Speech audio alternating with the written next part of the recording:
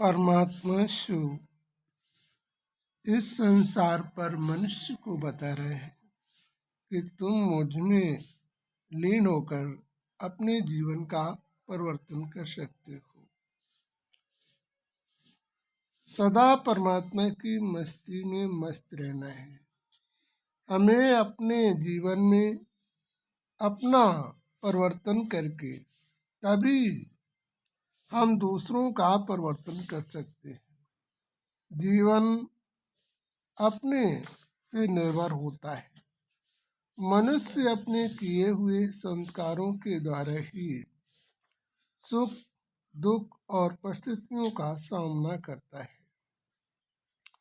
जब मनुष्य अपने कर्तव्य का पूर्ण परिवर्तन नहीं कर पाता, तभी उसे परिस्थितियों का सामना करना पड़ता है। इसलिए मनुष्य को अपने जीवन में सिर्फ खुशियों का ही सहारा नहीं लेना चाहिए।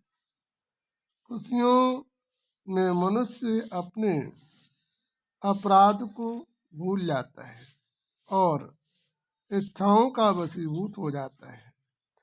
इसलिए अपने जीवन में इच्छा मात्र जीने का आधार न रखें।